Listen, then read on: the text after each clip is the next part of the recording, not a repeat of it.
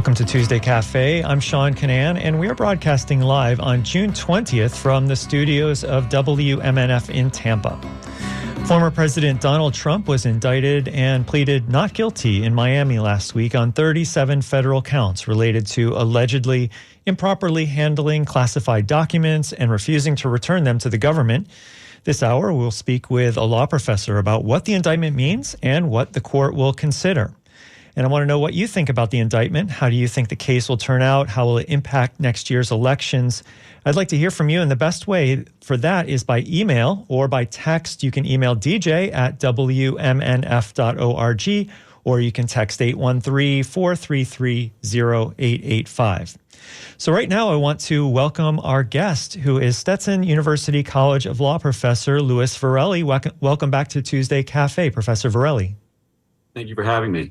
I'm glad you're able to come on today to talk about this very important topic. So let's get right into it. But before we get to the details of the charges, this is the way the AP described the gravity of this moment. The indictment marks the first time in U.S. history that a former president faces criminal charges by the federal government that he once oversaw.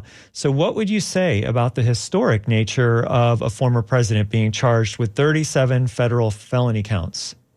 Well, there's no question this is unprecedented, and there's no question that it's a significant moment in American history and American government.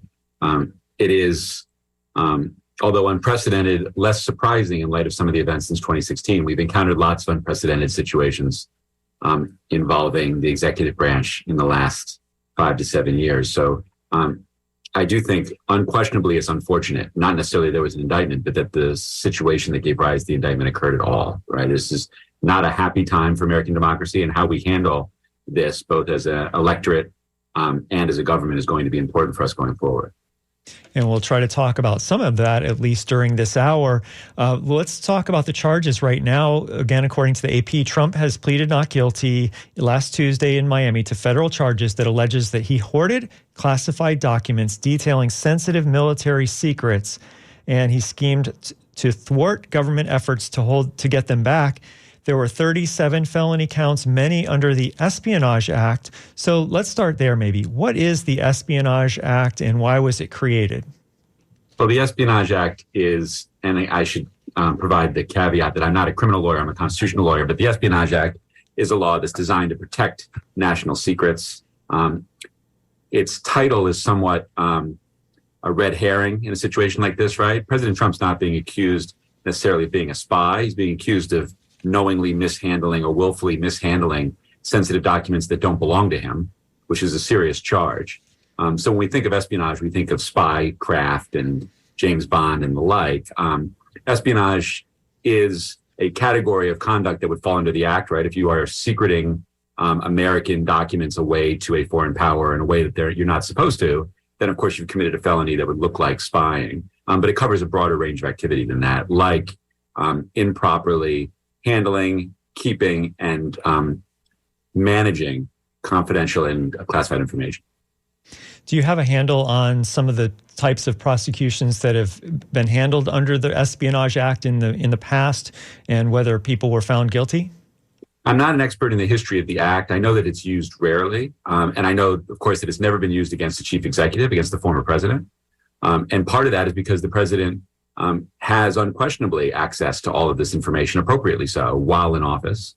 And that in the history of the country, we've never had a president who has sought to keep documents in this fashion. I think that's a really important point going forward. So the Espionage Act is brought to bear here, I don't think lightly, and I don't think in a way that is hard to explain in light of the alleged conduct. This is notably different than other examples we've heard of recently involving former presidents or former vice presidents, for example, having access to classified information beyond their presidency. What makes it different? Because as you pointed out, we've heard names like Mike Pence and Joe Biden have all had documents like this. So why is this one different?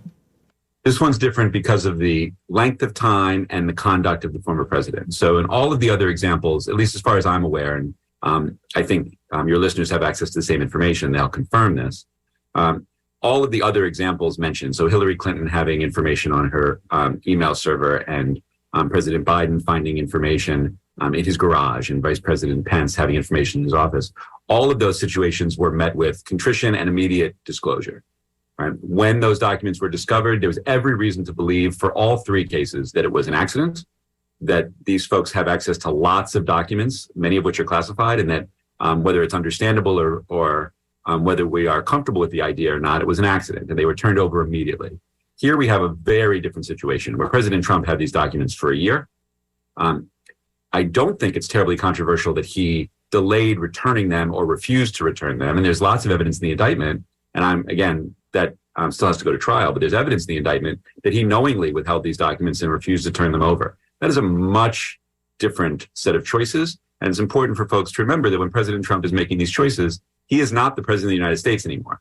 You stop being president very abruptly in America when a new president takes office. When that inauguration happens, you are no longer, frankly, anything with respect to the government, and all of your responsibilities and powers in the office go away immediately. And past presidents have all understood that, even if they've made mistakes in terms of not locating all the information they had to turn over, they did voluntarily. That did not happen here. My guest is Stetson University College of Law professor Louis Virelli, and we're talking about the indictment of former President Donald Trump. You're listening to Tuesday Cafe. I'm Sean Canan. We're broadcasting from the studios of WMNF in Tampa.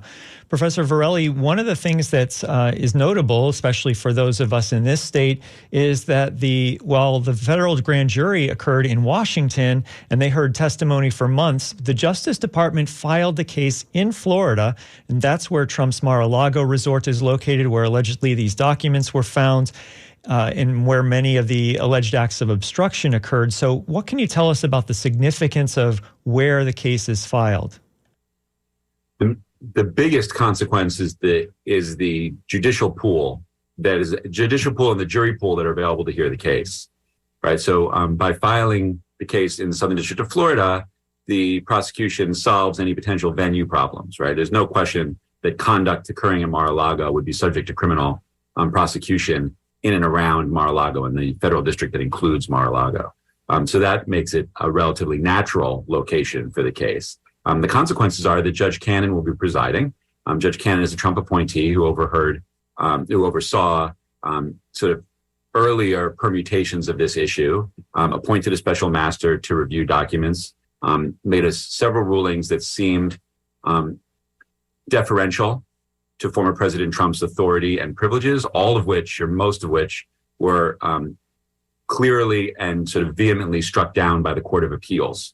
A pretty direct ruling overturning her decisions was issued by the 11th Circuit Court of Appeals, which, for the record, is not known to be a particularly liberal or progressive circuit, quite the opposite. So Judge Cannon has some relationship with this case. It appears to be relatively deferential to President Trump. That is not to suggest she will continue in that posture, right? She is a federal judge who is life tenured and salary protected. She has the independence to behave otherwise, but that's going to be a focus of this. The other issue is the jury pool. We see protesters outside of Mar-a-Lago. It is a part of the state that voted for President Trump, and the jury pool is going to be drawn from the Southern District of Florida. And that is always something that prosecutors and defense attorneys think about. And so let's go back then to the judge, Eileen Cannon. And you said that some of the previous decisions that she's made have been deferential to the former president. What types of actions, what role does the judge play in a case like this? What types of maybe deferential, if that's were to happen again, how could that play out? How might that play out?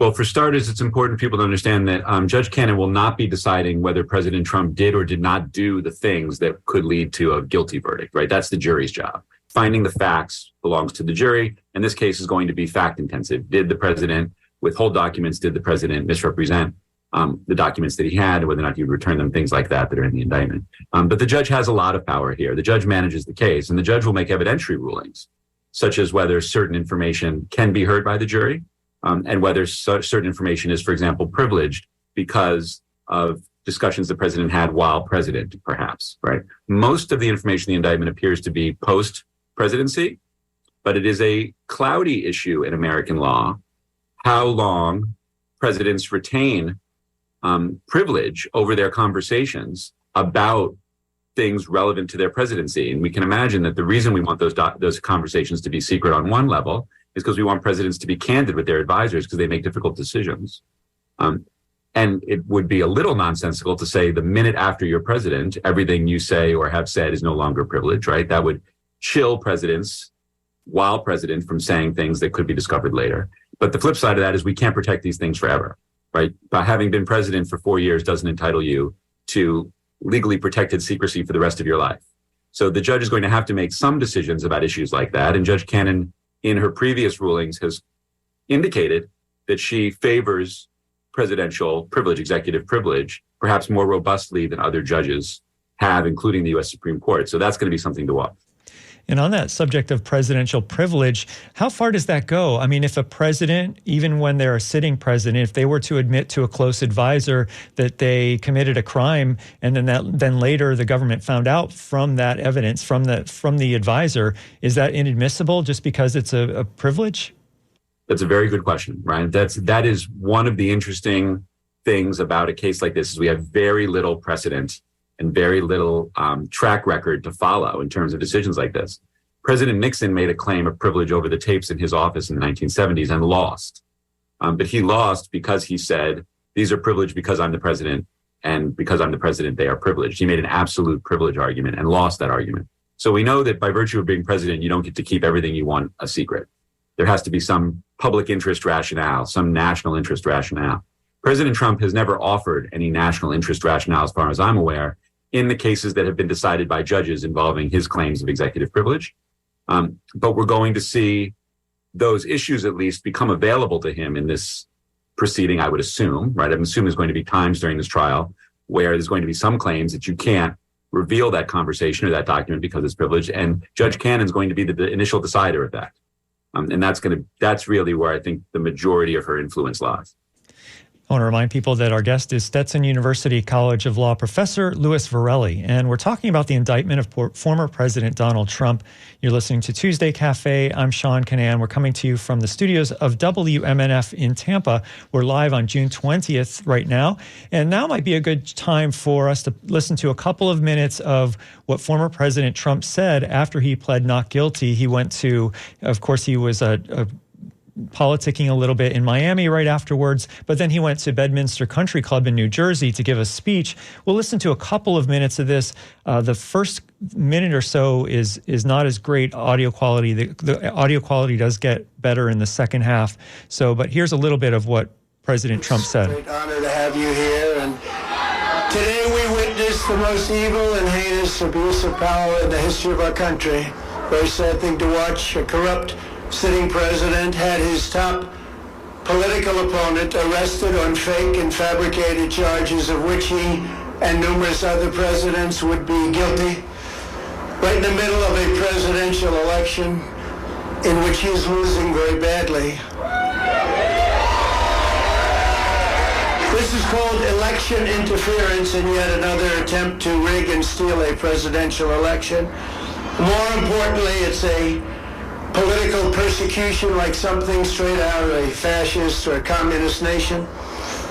This day will go down in infamy, and Joe Biden will forever be remembered as not only the most corrupt president in the history of our country, but perhaps even more importantly, the president who, together with a band of his closest thugs, misfits, and Marxists, tried to destroy American democracy. But they will fail, and we will win bigger and better than ever before.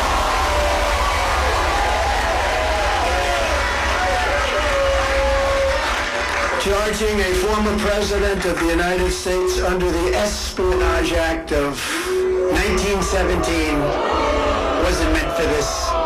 An act for a crime so heinous that only the death penalty would do, and threatening me with 400 years in prison for possessing my own presidential papers, which just about every other president has done, is one of the most outrageous and vicious legal theories ever put forward in an American court of law. The Espionage Act has been used to go after traitors and spies. It has nothing to do with a former president legally keeping his own documents.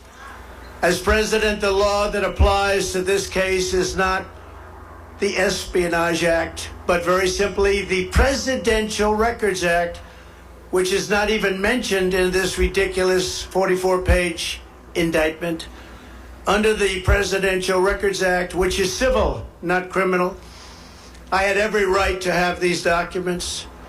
The crucial legal precedent is laid out in the most important case ever on this subject, known as the Clinton Socks case. You know what that means? After leaving the White House, Bill Clinton kept 79 audio tapes in his sock drawer. They included discussions of U.S. military involvement in Haiti, discussions of U.S. foreign policy, both defense and offense, against Cuba, recordings of President Clinton's conversations with all of the many foreign leaders at the time. Think of that. Well, that was former President Donald Trump speaking last week in New Jersey, right after he pled not guilty to 37 charges in a Miami courtroom. And you're listening to WMNF Tampa 88.5 FM. I'm Sean Canan. We're speaking with Louis Virelli, who's a Stetson University College of Law professor, and we're going to talk a little bit about what President Trump just said there. One of the things that he said is that the Espionage Act should not apply because it's his own documents, his presidential papers, that instead, if there was any violation, it should come under the Presidential Records Act. So your thoughts there about that, Professor Virelli? Well, this goes to something we were talking about before, right, which is the specifics of this case. I'm not privy to any of the conversations that special counsel had. Obviously, I don't know personally or not talked to any of the people involved, but this was not a prompt or quick decision made by the Justice Department and the special counsel, right? So first of all, we have a special counsel, which means we have somebody who is not responsible to President Biden or controlled by President Biden making these decisions.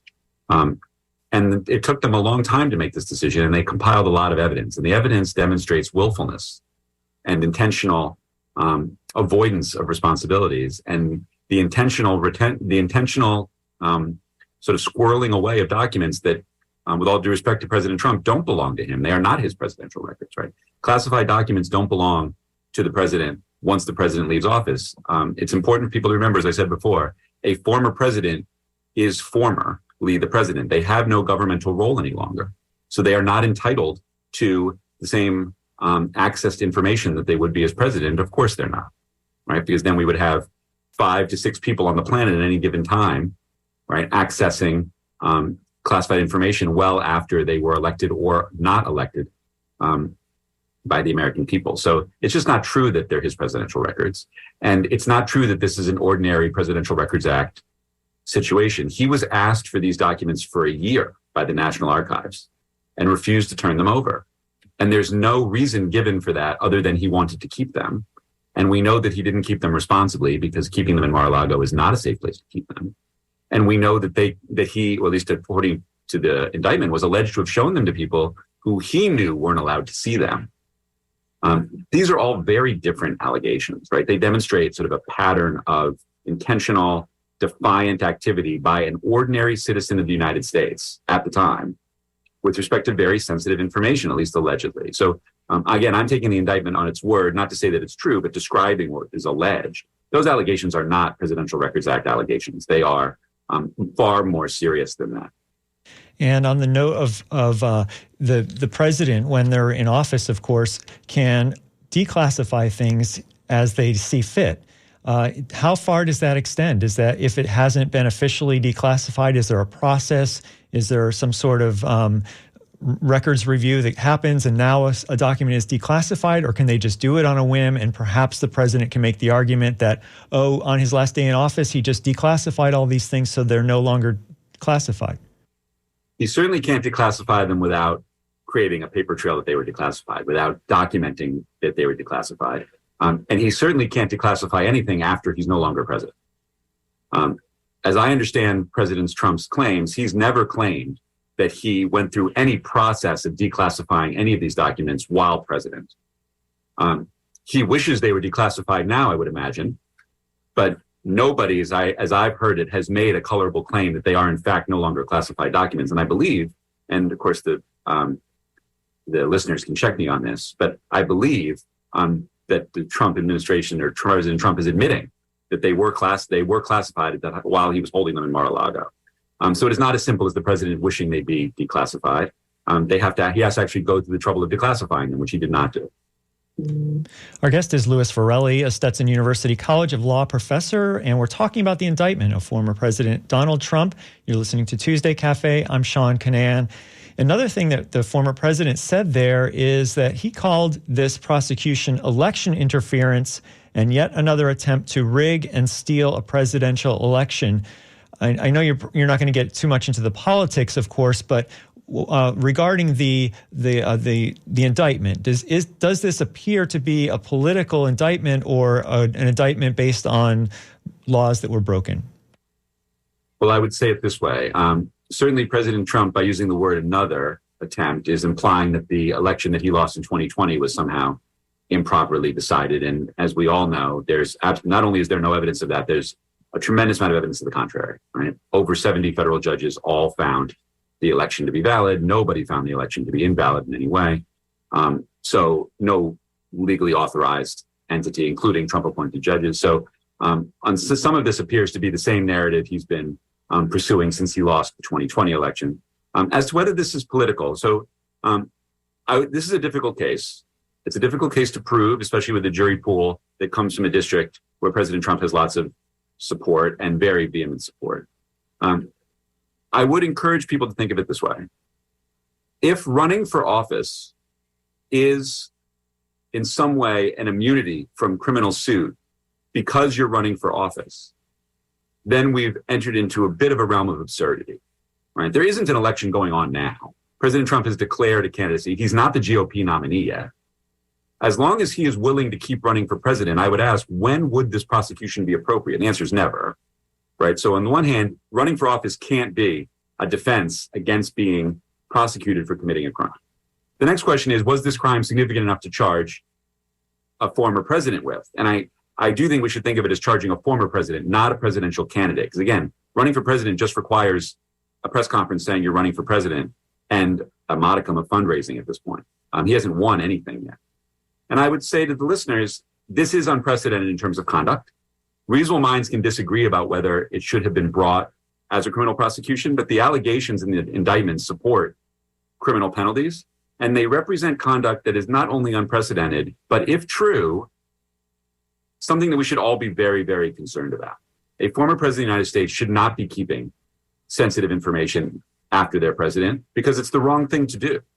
And they should not be showing it to people or bragging about it or storing it in a bathroom in a public resort, in a resort that's open to the public, under any circumstances. So is there an argument that this case should not have been brought? Yes. Is there an argument that it's purely political? I think no. I think there's plenty of sort of criminal foundation here. And the conduct is particularly stark that there's more arguments for saying that it's simply the application of the rule of law. And then I would remind listeners that if running for office is a reason to not be indicted for something you've done in the past, then we've created a really dangerous cycle where all a former president has to do is keep declaring their candidacy in order to avoid any criminal liability that they rightfully accrued or may have rightfully accrued. Our guest is Stetson University College of Law Professor Louis Virelli, and we're talking about the indictment of former President Donald Trump on Tuesday Cafe. I'm Sean Canan. We're broadcasting from the studios of WMNF in Tampa, and our phone screener just pointed out something that just came out on the New York Times. Here's the headline and the subheadline. The judge in the Trump documents case sets a tentative trial date as soon as August. And it all goes on to say that the judge has set an aggressive schedule for the trial. So, I don't know all the details about that yet, or very much of the details. But does that indicate to you any kind of hint about how this might play out, or about why the judge might have decided that we're going to start to hear some things about this as soon as just a couple of months from now? Well, of course, I'm hearing about this for the first time, too. But if in fact there is a trial set for August, that's very aggressive. And that would indicate that Judge Cannon wants this proceeding to be as far from the election as possible in time, which I think is, my opinion should not necessarily matter to her. But from my perspective, I think that's a good idea. because I don't think this trial has anything to do with the forthcoming election, as I just indicated, or at least it doesn't have to, and it shouldn't. If President Trump is acquitted, then he should be able to run for office unencumbered by these charges. But the only way to do that is to resolve them in a trial. I am surprised that the defense would not or would agree to that trial date. They don't necessarily have to agree to it, but I would imagine that Judge Cannon got their input. And we'll see if maybe there are motions for continuance. There are things the defense can do to push that date out. But an aggressive trial date, I think, is useful to separate this case from the pending election, which I think is overall a good idea. We're speaking with Stetson University College of Law professor Louis Virelli on WMNF's Tuesday Cafe. Let's talk a little bit more about the specifics of what is in the indictment. Here, I'm reading from the AP here. The documents that former President Trump stored, prosecutors say, included material on nuclear programs, defense and weapons capabilities of the U.S. and foreign governments, and a Pentagon attack plan. He's accused of showing off to some people who did not have a security clearances to view them. And besides that, according to the indictment, he repeatedly sought to obstruct government efforts to recover those documents, including by directing Walt Nauta to move boxes and also suggesting to his own lawyer that he hide or destroy documents sought by a Justice Department subpoena. So why don't you maybe comment on some of the things that are in there that we haven't talked about already, which I know we've talked about a lot of that so far, but maybe one place to start is Walt Nauta. He was a close associate of Trump's who is also indicted in a related case. Well, I would say there's sort of two categories of conduct you described in those two different parts of the indictment. The first one might rise to the level of criminality, so to disclose, it would, disclosing classified documents to people who are not knowingly unqualified or not legally permitted to see them. At a minimum, right, an absolute bare minimum, that shows a lack of judgment and an attitude about government documents and secrets that does not suggest someone's competency to be president. Right? Now, people can make their own decisions about that, but that is a very, very serious set of choices for anyone who has held that office to be comfortable, even suggesting that documents that were so recently active and part of their files and are classified be shown to anyone who can't see them. That is a judgment problem at bare minimum. It is still likely a legal problem. The second thing is sort of a more glaringly criminal choice, and that is the intent to keep these things that knowingly don't belong to the president. And at that point, at least the indictment would indicate the president was aware they don't belong to him and was aware that they were being requested and was actively trying to mislead the government from retrieving documents that not only belong to them, but impact national security. That's sort of the core of criminality. And that's where, at least in my view, this case distinguishes itself from all other examples, right? A desire to trick and deceive and mislead the appropriate authorities to whom these documents belong in order to keep them himself for reasons that don't seem obvious other than, vanity or hopefully not something more nefarious, is really, really problematic. When the indictment was announced, two of the lead lawyers of the Trump team announced their resignation just the morning after. And the notes and recollections of another attorney, M. Evan Corcoran, are cited repeatedly throughout the 49-page charging document, suggesting that prosecutors envision him as a potential key witness. So an attorney as a potential key witness for the government, for the prosecution. Will Trump challenge Corcoran's testimony and the evidence because he will consider it to be protected by attorney-client privilege? I would expect he would. I don't know enough of the details of their relationship or why the prosecution thought that material was no longer privileged. I would be surprised if someone with the special prosecutor's experience and knowledge was unaware of that potential problem and didn't make a decision based on the law. But I don't know that firsthand. But I would suspect that President Trump would seek to keep all of that information out on privilege grounds. And I would assume that the prosecutor has an answer to that, although we don't yet know what it is. What would be the standard? Waiver. If that information had been made public to somebody other than the lawyer and President Trump, So if it had been disclosed to an associate of the president's who was not receiving legal advice from that lawyer on that issue, then you would argue that it had been waived. And I would suspect there's some argument based on waiver that the prosecution at least feels comfortable enough with that they included the material in the indictment. I think it's important in situations like this also for people to question what they read, but also to not assume that the professionals involved have become divorced of their professional expertise and faculties, right? We have an experienced prosecutor. That doesn't mean everything he did is right, or that all of his allegations will be proven at trial, or that the president will be convicted. But to include material from a former attorney in an indictment is a significant enough choice that I'm assuming that an experienced, competent prosecutor would have an explanation. We'll find out whether that's true, but I don't think that's a bold assumption. Our guest is Stetson University College of Law, Professor Louis Virelli. We're talking about the indictment of former President Trump. This is Tuesday Cafe, coming to you from the studios of WMNF in Tampa. And I was reading a Politico article that talked about what some of the possible defense strategies might be for the Trump team. So I might run through one or two of these to just get your idea of how these might play out, or how they would play out in a typical case, perhaps.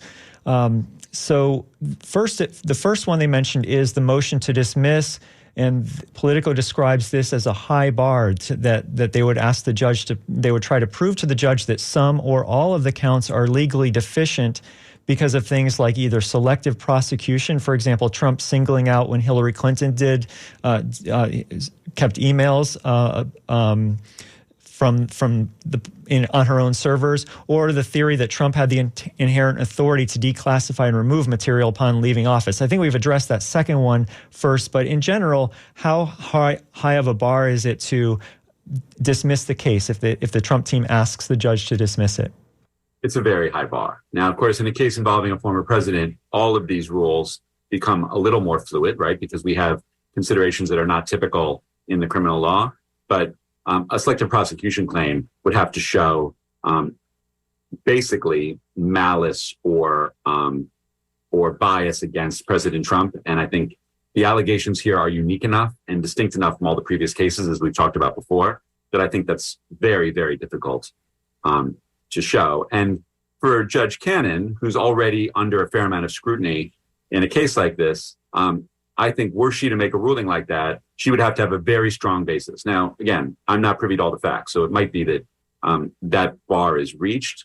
But from what we know now, I think it's very unlikely. And if I think a federal judge is reticent to do that, first because it calls basically calls the prosecutor's decisions into question in terms of their good faith, which there's no reason to doubt here on its face. And it's a very unusual circumstance to dismiss a case. And the next point that Politico points out is that the discovery phase could be a way that the Trump team could kind of get around being prosecuted and being convicted, that is. And they say that the government has to disclose lots of information to the defense right now, and the scope of that discovery is often challenged by defendants. So Trump's team might file for more discovery from the government, and they may find that there's exculpatory evidence or inconsistencies among witnesses. How likely is that based on what you know about the indictment? Well, it's very difficult to know sort of what evidence might be disclosed without knowing, of course, what it all is. It is true as a matter of constitutional law that the prosecution has to disclose to the defendant exculpatory evidence. It's a case called Brady v. Maryland from several decades ago. So that's true. If the prosecution has evidence that would find President Trump not guilty, or that would make the charges against him inapplicable, then they have to disclose that. And that's a very good rule in American jurisprudence. It's a good rule of law rule. But that doesn't mean that they have any. The other feature you're talking about, sort of the discovery problem, is going to call on what we talked about earlier. So some of the claims of privilege, of the role of the president in a case like this as defendant, some of those legal arguments will likely be made. And that's why the recent New York Times, or the very recent New York Times reporting that you cited to me while we were on the air is interesting to me. If Judge Cannon thinks they're going to trial in August, or has set a trial date in August, that would suggest only a month and a half for discovery. That would indicate that she doesn't anticipate many issues. Now, I'm, again, only repeating what you said. I'm certain that what you told me is what you heard also. But without knowing more about that, I can't say much more. But if the New York Times reporting is in fact that their trial date is in August, and that's true, then that belies some of the discovery opportunities that the defense might have to delay the case. And another point that Politico said is that the defense might motion to suppress or to exclude some evidence if they think that it was unlawfully obtained in violation of the former president's constitutional rights. And in here, they cite the example we talked about a little bit earlier, where the lawyer, Evan Corcoran, may have that some of that testimony they might try to exclude. Right. And so I think, and I'm hypothesizing from afar here, from the sidelines, but I think the greatest opportunity for the defense team here is to try to complicate the pretrial part of the case by relying on President Trump's status as the former president to raise legal issues about what he is and is not accountable for, or what can and cannot be disclosed in a trial. Right. So that's the larger theme that covers most of what we've just talked about. Right. Am I going to be able to protect what I told my lawyer, even if I told somebody else? Am I going to be able to protect what I told my advisors because I was president? Did I somehow declassify these documents implicitly by virtue of my status as former president? I think that's a very difficult argument to make, but that doesn't mean they won't all be made. The primary feature of that, assuming that they don't all succeed, is delay, which of course benefits the president in the sense that the closer we get to the election, the more his claims about this being politically motivated at least may garner some traction among voters, which ultimately seems to be the primary goal here. And I'm going to extend this out as much as possible, as far as possible. Let's say the trial is still going on in November of next year. Does that change? And then let's say that Trump is elected. How would that change things from a legal standpoint? Obviously, from a political standpoint, it would be complete chaos. But would at that point the trial be moot if we're now talking about the president-elect? I don't think it would be moot. The question would be, can the president pardon himself? And that's a very difficult question. Frankly, we don't have an answer. I don't know how difficult the question is, but it's one we've never answered before. I think there are very good arguments that a president should not be able to pardon themselves for obvious reasons. This has nothing to do with President Trump. Being able to pardon yourself seems like too much power. If you have committed a federal crime, just the fact that you're a president should not get you off the hook for that federal crime. Otherwise, we have a very different system than the one we envisioned, where no man is above the law, to quote the Supreme Court or paraphrase the Supreme Court 200 plus years ago in Marbury v. Madison. I do think it's important for listeners to know two things in this regard. One is, there is nothing in the Constitution that prevents someone from being president if they're convicted of a crime, or frankly, if they're imprisoned. All the Constitution says is you have to be 35 and a natural born citizen and elected. So none of these things will legally preclude President Trump from running for office or winning or being president if he wins. I also would add that the fact that the Constitution doesn't prohibit it doesn't mean that our founding fathers didn't have an answer to this problem. I am comfortable wagering, in my experience as a constitutional law professor, that what the founders anticipated would happen here is a political solution, an electoral solution, right? That the electorate, the voters, were sophisticated enough to make a decision about whether somebody who was facing serious criminal charges, if we consider them serious criminal charges, would not be elected to the presidency, which is why we've never encountered this before. President Trump has been groundbreaking in lots of ways, many of them controversial. One of them is that he has engaged in conduct that distinguishes him from his peers and that broke lots of norms about how we should govern, almost all of them viewed generally as negative moves. It is our responsibility as voters to make that decision and to solve this problem. If we think it's a problem, right? Voters are entitled to think whatever they want. But if we think it's a problem, it's our job to solve it with the vote. The Constitution is not going to solve this for us. And there's lots of situations like that. And I think James Madison would tell us that's what they envisioned, not solving these problems with a high-level 14-page document ratified in 1789, but rather by empowering the electorate to make these judgments for the country. Our guest is Louis Virelli. He's a Stetson University College of Law professor, and we're talking about the indictment of former President Trump on Tuesday Cafe. coming to you from the studios of WMNF Tampa. We're live on June 20th, and I do want your input. If you'd like to text us at 813-433-0885, you can also email dj@wmnf.org. And Jerome texts in, and he says, we have talked about this, but maybe there's something more you can add, Professor Virelli. I'm curious, do you think that having this trial closer to the election could affect it, and how? So is there anything more that you'd like to add to that question?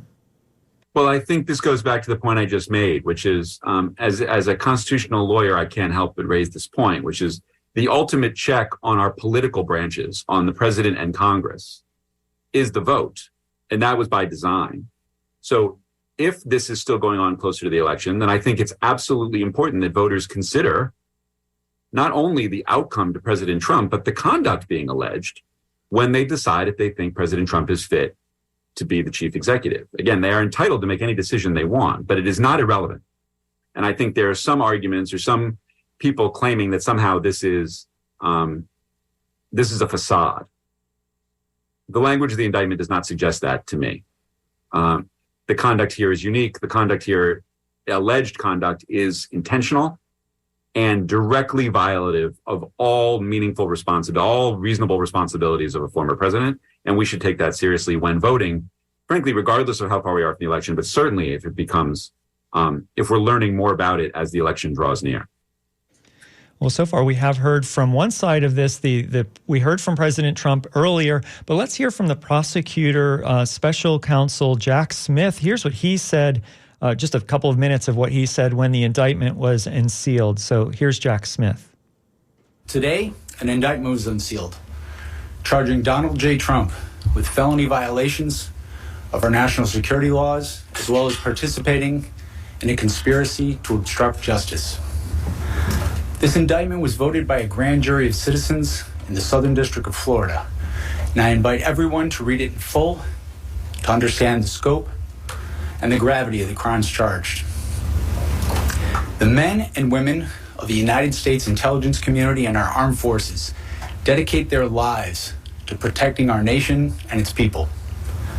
Our laws that protect national defense information are critical for the safety and security of the United States, and they must be enforced. Violations of those laws put our country at risk. Adherence to the rule of law is a bedrock principle of the Department of Justice, and our nation's commitment to the rule of law sets an example for the world. We have one set of laws in this country, and they apply to everyone. Applying those laws, collecting facts, that's what determines the outcome of an investigation. Nothing more and nothing less. The prosecutors in my office are among the most talented and experienced in the Department of Justice. They have investigated this case hewing to the highest ethical standards, and they will continue to do so as this case proceeds. It's very important for me to note that the defendants in this case must be presumed innocent until proven guilty beyond a reasonable doubt in a court of law. To that end, my office will seek a speedy trial in this matter, consistent with the public interest and the rights of the accused. We very much look forward to presenting our case to a jury of citizens in the Southern District of Florida. In conclusion, I would like to thank the dedicated public servants of the Federal Bureau of Investigation, with whom my office is conducting this investigation, and who work tirelessly every day upholding the rule of law in our country. I'm deeply proud to stand shoulder to shoulder with them. Well, that's Special Counsel Jack Smith speaking when the indictment was unsealed earlier this month. And of course, we're talking about the indictment of former President Trump. And our guest who is joining us this hour is Louis Virelli, Stetson University College of Law professor, and you're listening to Tuesday Cafe. I'm Sean Canan. So, Professor Virelli, is there anything that we heard from the special counsel there, Jack Smith, that kind of gives us insight that we can listen to and think about why it was that they brought this now, or what they're most confident in, I guess, sticking, since it seems like they seem pretty confident that the former president is guilty, but they just have to convince a jury of that. Well, I think what Special Prosecutor Smith said was pretty standard in terms of what the prosecutor's role should be, and what my experience with the Department of Justice has always been that the Justice Department takes its choices seriously and is full of competent, serious people prosecuting these cases. I think it's important for people listening to remember that Jack Smith's reputation is on the line here too, and he has very little to gain from a failed prosecution. Almost not, I mean, personally, nothing to gain, of course. And it is sort of the appropriate role of a special prosecutor to approach this case as if it is as typical as possible, as a criminal investigation. The indictment, and again, I'm not a criminal lawyer, so I don't read dozens of indictments, but I'm certainly familiar with their format. The indictment is pretty detailed, which is no surprise, right? The indictment suggests that the reason this took as long as it did was because the prosecutors wanted to collect as much information as possible to create as strong a case as they could before they even chose to seek an indictment. So I think it's important for people listening to Jack Smith there to understand, or at least to accept from his perspective, that this was a serious decision made carefully. And even if it results in an acquittal, which it very well might, beyond a reasonable doubt is a very high standard of proof for very good reason, that it was not done lightly. And the indictment suggests that it wasn't. The scope of evidence in the indictment suggests this was taken seriously. So one of the things that the Trump team has to do essentially is to convince the jury that the charges are not worth convicting them about. And so what that has to do, that's essentially that he has to create an alternative narrative, perhaps, to what the prosecutor is saying. And like, because it's a criminal prosecution, the defendant doesn't have to prove that they're innocent. They just essentially have to convince the jury that they're not worthy of being prosecuted for these crimes. And so it's possible that they will or will not testify or call any witnesses, or that the president may or may not take the stand. How do you think, I mean, I know this is speculation, but how might these play out? What are the different scenarios under what that we might expect during the trial, keeping in mind that it's essentially they want to create this narrative that the president is not guilty of these crimes? Right. So I think it's really important to point out exactly what you did. The defense isn't required to do much of anything other than convince one juror that the facts don't support guilt beyond a reasonable doubt. So to some very high percentage of certainty, right? I don't have a number for it, but let's call it 95% roughly. That's a very high bar. And again, rightfully so, because criminal punishment is a significant choice that the government makes when somebody violates the law. So an alternative narrative is useful. And it might be that by challenging the witnesses brought by the prosecution, the defense is able to tell a story of much like what President Trump's been claiming in his public addresses, political motivation, election interference, whatever he wants to call it. I think there's little evidence of that so far. But again, only one juror has to be convinced that the president is less than 95% certain to have done what the law prohibits him from doing, or have any other reason not to convict, and that conviction won't happen. So I also think it's important, as you pointed out, Sean, to remind people that the importance of the indictment, the validity of the indictment, does not hinge entirely on whether there was a conviction. It's going to be judged that way, and I understand why. But it is very hard to get a criminal conviction in a case that's this complicated, right? This is not a simple, for example, drug possession case where we can identify whether someone was holding a certain amount of drugs and that makes them guilty under the law. This is a complicated case, and to not convict doesn't necessarily mean, A, that it didn't happen, or more to the point that the prosecution shouldn't have brought the case. That's just the system working. And as far as it's the best system we have for criminal punishment. So the defense has a very specific job, and you're right, it is not to prove innocence. And in fact, they should probably not be trying to prove innocence. because in a complicated case, that's also very difficult to do.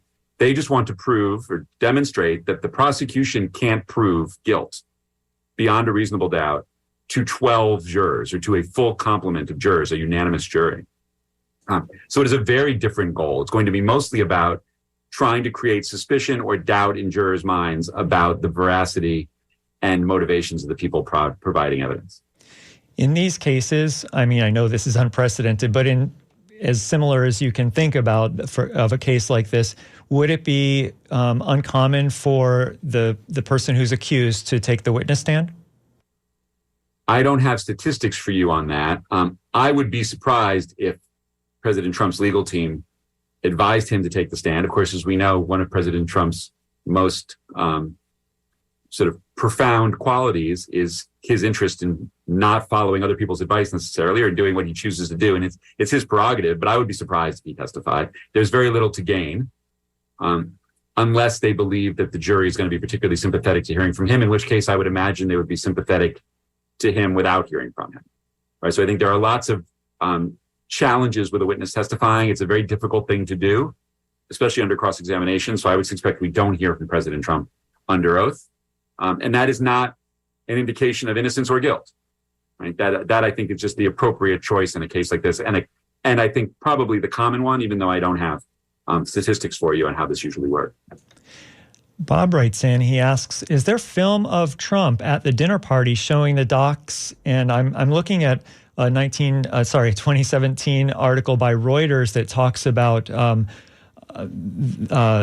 when Trump and Japanese Prime Minister Shinzo Abe responded to a North Korean ballistic missile test while visiting the Mar-a-Lago golf resort in 2017, and that photos taken by private guests in the club's public dining area showed Trump and Abe conferring and looking at documents while surrounded by their aides following Pyongyang's missile launch. I'm not sure if that's exactly what Bob is talking about there, but do you have any evidence or anything that you'd like that you remember about that would help answer his question?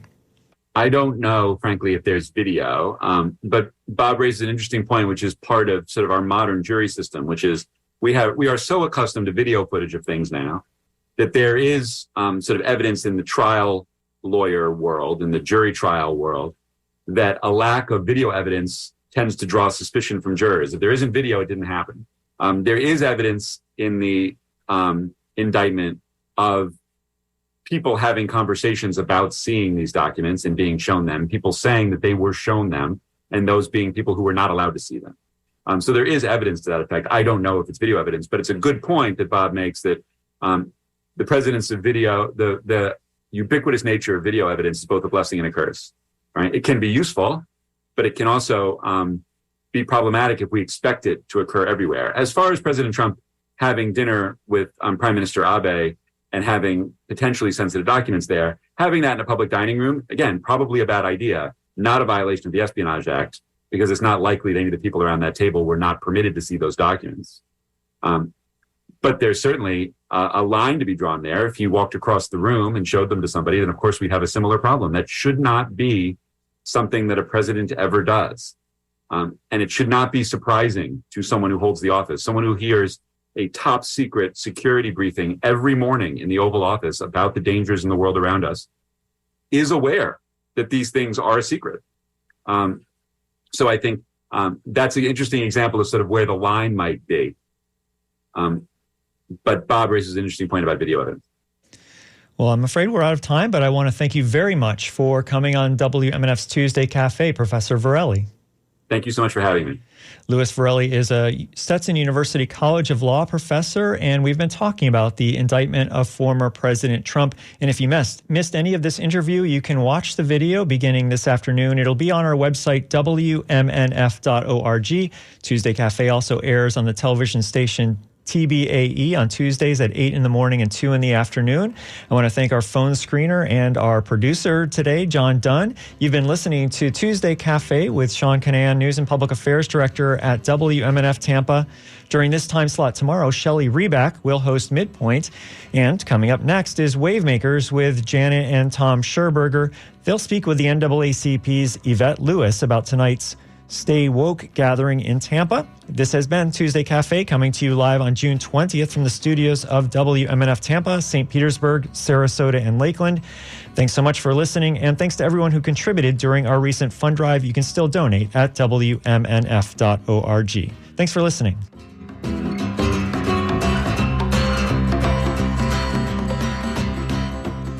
Live from NPR